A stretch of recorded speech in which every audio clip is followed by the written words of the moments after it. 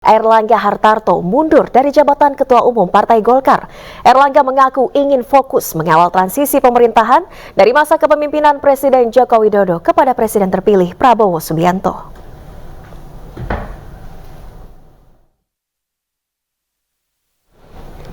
Airlangga menegaskan dirinya resmi mundur dari jabatan Ketua Umum Partai Golkar sejak Sabtu kemarin. Selain fokus mengawal transisi pemerintahan, Airlangga mengaku ingin menjamin keutuhan partai. Menurutnya pengunduran dirinya sekaligus penunjukan sosok pengganti Ketua Umum Golkar berjalan dengan damai dan tertib. Sementara itu Agus Gumiwang Kartasasmita dikabarkan akan menjadi pelaksana tugas atau PLT Ketum Golkar hingga Munaslup digelar. Saya Airlangga Hartarto, setelah mempertimbangkan dan untuk menjaga keutuhan Partai Golkar dalam rangka memastikan stabilitas transisi pemerintahan yang akan terjadi dalam waktu dekat, maka dengan mengucapkan Bismillahirrohmanirrohim serta atas petunjuk Tuhan Yang Maha Besar, maka dengan ini saya menyatakan pengunduran diri sebagai Ketua Umum DPP Partai Golkar.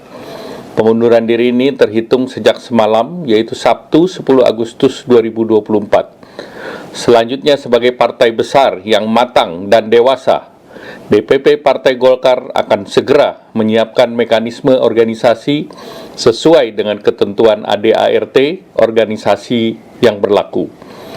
Semua proses ini akan dilakukan dengan damai, tertib, dan dengan menjunjung tinggi marwah Partai Golkar.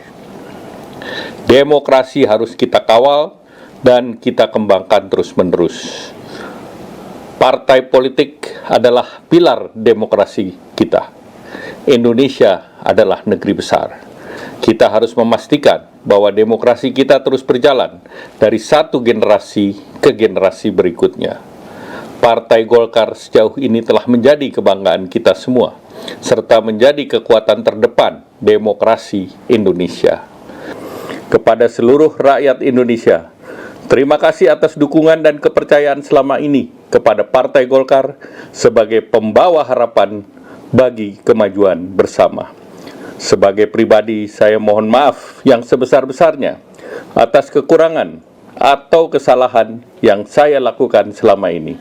Sekali lagi terima kasih atas bantuan, kerjasama, serta persahabatan kepada semua pihak.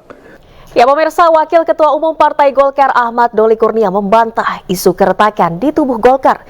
Ia menegaskan Partai Golkar masih solid. Partai Golkar akan menggelar rapat pleno pada Selasa esok untuk menunjuk pelaksana tugas Ketua Umum Golkar. Yang memang harus disesuaikan, yang itu juga menjadi tugas dan tanggung jawab Pak Airlangga, ya. Jadi transisi di masa kepemerintahan Pak Jokowi ini kan harus juga dituntaskan dan harus disenambungkan dengan program pemerintahan yang akan datang di bawah Pak Prabowo kan dan Pak Gibran gitu. Jadi ketua umum kami akan konsentrasi menangani masalah itu. Nah, biasanya kalau sudah mengundurkan diri ya tentu ditunjuk pelaksana tugasnya, yang tugasnya nanti adalah mempersiapkan pemilihan ketua umum secara definitif ya. Nah, makanya mekanismenya itu setelah seorang ketua umum mengundurkan diri itu akan disampaikan di rapat pleno. Nanti rapat pleno menerima surat pengunduran diri itu dan kemudian nanti baru dibahas, diputuskan siapa yang akan menjadi pelaksana tugas. Kapan rapat pleno? Selasa rencananya. Paling lama Selasa. Dan pemirsa, berikut adalah jejak karir Airlangga Hartarto sejak awal merintis di dunia perpolitikan. Airlangga Hartarto lahir di Surabaya pada 1 Oktober 1962. Airlangga mengenyam pendidikan S1 di Teknik Mesin Universitas Gadjah Mada. Karir politik pada tahun 2004 hingga 2008, Airlangga menjabat sebagai Wakil Bendahara Partai Golkar sekaligus anggota DPR RI. Pada tahun 2016 hingga 2019, ia menjabat sebagai Menteri Perindustrian Kabinet Kerja. Ketua Umum Partai Golkar periode 2017 hingga 2019. Tahun 2019 hingga 2024, Airlangga kembali menjabat sebagai Ketua Umum Partai Golkar dan menjabat sebagai Menteri Perekonomian Kabinet Indonesia Maju periode 2019 hingga 2024.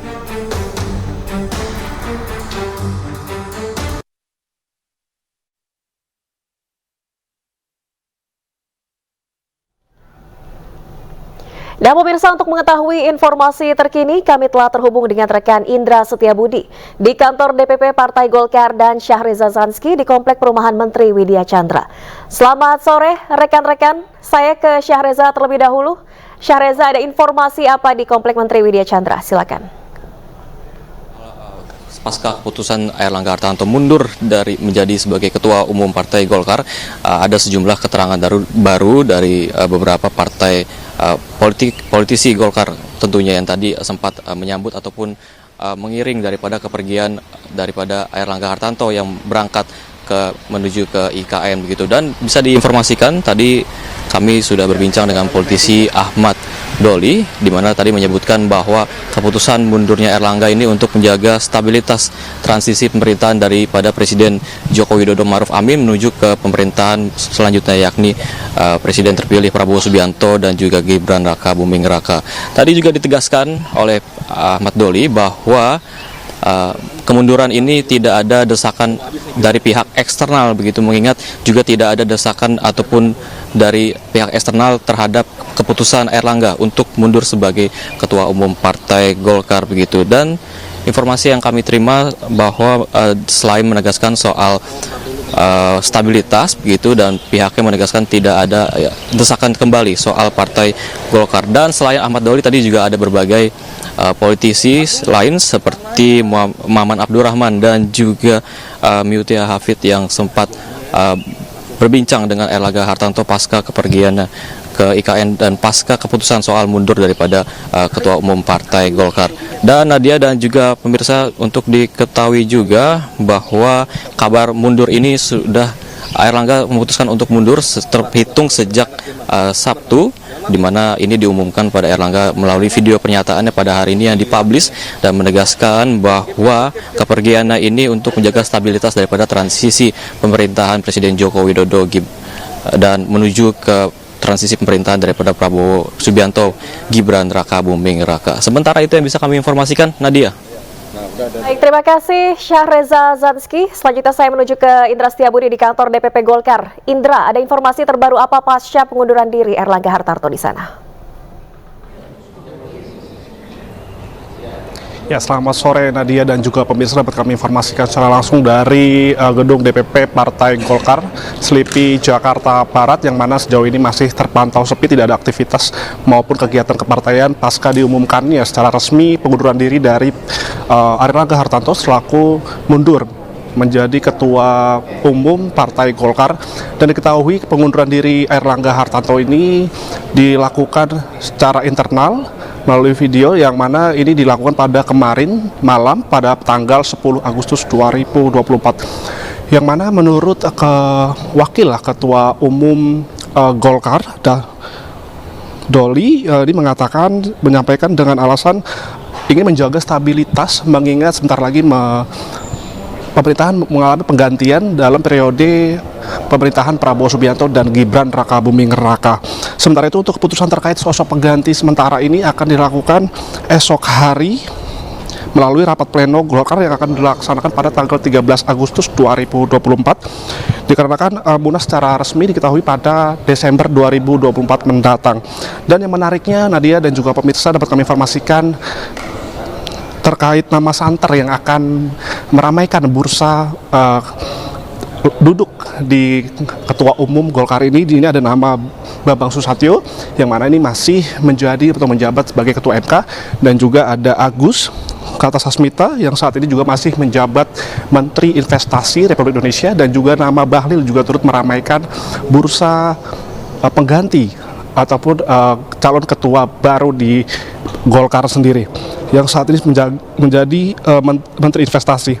Dan sejauh ini kami bersama media lain masih menunggu aktivitas, namun ini saya juga terlihat dari pihak DPP Golkar sudah menyiapkan berbagai untuk konvers seperti itu. Ini baru saja dilakukan, dan kami nanti akan kita sampaikan terkait update selanjutnya, dan kami dan rekan-rekan media masih menunggu, dan nanti kami akan update selanjutnya, Nadia. Terima kasih Indra Setiabudi melaporkan langsung dari kantor DPP Partai Golkar, dan sebelumnya ada rekan Syahriza Zanski melaporkan dari Komplek Menteri Widya Chandra. Selamat bertugas kembali rekan-rekan. Dan pemirsa, Erlangga Hartarto pernah mengungkapkan rasa cinta yang besar pada partai berlambang beringin tersebut. Namun demikian, Erlangga mengaku terdapat sejumlah tantangan yang harus dihadapi Partai Golkar. Komunikasi dengan Golkar yang belakangan ini kita tahu banyak yang datang menemui Pak Erlangga. Ya, pertama kalau kita lihat sejarahnya, Partai Golkar adalah partai paling tua di Republik ini. Dan kedua, banyak partai yang timbul atau berdiri dengan tokohnya alumni Partai Golkar. Jadi banyak yang partai yang memang turunan dari Partai Golkar. Dengan demikian chemistry itu sudah terbangun karena semua basisnya yang partai itu adalah partai tengah, partai karya kekayaan, dan partai pembangunan. Nah, partai-partai yang berada dalam posisi tengah atau partai pembangunan tentu nyaman dengan Partai Golkar. Karena Partai Golkar sejak awal memang didorong untuk berada di tengah dan pro pembangunan. Nah, tentu modal pokok ini yang tentu kita lihat bisa terus dikapitalisasi oleh Partai Golkar. Republik Indonesia sendiri kan Pak Presiden selalu menyampaikan bahwa ingin membangun yang berbasis pada Indonesia sentris. Jadi kalau bicara Indonesia sentris itu bahasa jelasnya Golkar banget. Jadi tentu inilah yang kita akan terus kapitalisasi ke depan. Oke, Anda mau katakan bahwa Golkar diterima di semua kalangan partai politik, Pak Erlangga? Selama ini demikian, karena Partai Golkar paling berpengalaman bekerja sama dengan berbagai partai. Jadi kita lihat tentu juga berpengalaman kerja sendiri gitu. Pada era Orde Baru misalnya, Golkar tentu menjadi mayoritas tunggal di sana. Mesin politik memperkuat mesin politik Partai Golkar untuk tahun 2024, Pak. Ya, tentu kita akan dorong supaya Golkar itu menjadi magnet bagi anak muda maupun tokoh-tokoh publik, sehingga mereka nyaman bernaung di bawah pohon beringin. Supaya kalau pohon beringinnya adem, negeri ini akan adem juga. Jadi sangat menyambut baik siapapun pihak yang mau bergabung ke Partai Golkar. Partai Golkar partai terbuka. Mereka yang ingin berjuang bersama, mereka yang punya filosofi maupun perjuangan yang sama bisa bergabung dengan Partai Golkar. Sesuatu yang perlu kita antisipasi ya Pak, sebagai sebuah bangsa dan juga sebuah negara. Tantangan ketidakpastian itu real dan tentu harus diperhatikan, karena kembali lagi bahwa kesejahteraan masyarakat dan masyarakat kita banyak yang penghasilannya harian. Sehingga kita harus betul-betul prudent menjaga ketidakpastian ini. Nah, kemarin dalam 3 tahun penanganan COVID, alhamdulillah Indonesia bisa keluar secara extraordinary. Pertumbuhan ekonomi bisa di angka 5,3 dan ini tertinggi dalam 10 tahun terakhir.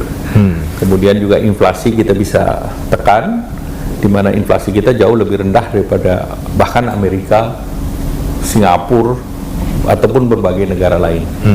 Dan kita punya keberhasilan G20 yang juga di tengah ketidakpastian itu kita bisa menghadirkan tokoh-tokoh negara penting dan bisa membuat deklarasi. Jadi dan kontennya juga salah satu yang paling dalam dan juga substansial. Sehingga kita ini sekarang sedang dilihat sebagai sebuah negara yang berbeda. Dan kedua, di berbagai negara kalau mau taruh uang yang masih memberikan result positif itu kalau taruh di Indonesia. Sehingga tentu ini kepercayaan ini yang harus kita jaga. Negara yang berbeda ini maksudnya bagaimana nih Pak? Dibanding negara lain, return kita relatif lebih tinggi. Surat utang negara misalnya. Sehingga tentu kita punya kredibilitas. Dan dalam 3 tahun kita penanganan COVID, rating kita pun tidak pernah turun. Jadi investment grade-nya terus kita berhasil pertahankan. Jadi momentum ini kita harus jaga, sehingga tentu fundamental ekonomi ini kita harus jaga terus. Fundamental ekonomi kita, neraca pembayaran positif, neraca perdagangan positif, perdagangan dengan berbagai negara juga balance-nya kita positif. Bahkan kemarin 4 bulan terakhir di tahun lalu kita dengan Cina pun kita balance-nya positif. Sehingga langkah yang dilakukan Indonesia dalam bentuk reform struktural pertumbuhan ekonomi ini harus dijaga. Ketidakpastian kita ke depan apa? Cuaca, climate change, bencana alam. Kita ketahui sekarang El Nino jalan terus, hujan banyak, tentu akan mengganggu produksi pertanian. Nah ini yang harus kita special care terhadap itu. Tahun depan tantangan di tahun politik, tantangannya kering atau La Nina, kembali lagi pangan. Jadi pangan itu harus menjadi perhatian penting dan utama dari pemerintah. Dan pangan tentu akan mempengaruhi kestabilan politik. Karena perut itu menjadi penting. Politik stabil kalau perut kenyang. Kalau perutnya terganggu, kestabilan politik Bisa terganggu juga. terganggu. Kita tidak bicara partai, tapi kita bicara kestabilan politik secara keseluruhan. Jadi itu yang pemerintah harus betul-betul perhatikan. Daya beli masyarakat dalam bentuk inflasi. Kalau barangnya terlalu tinggi, masyarakat tidak mampu, itu juga akan mengganggu kestabilan politik. Sekali lagi saya bukan katakan bahwa ini kestabilan politik 1 partai, 2 partai atau 3 partai, tapi ini kestabilan politik.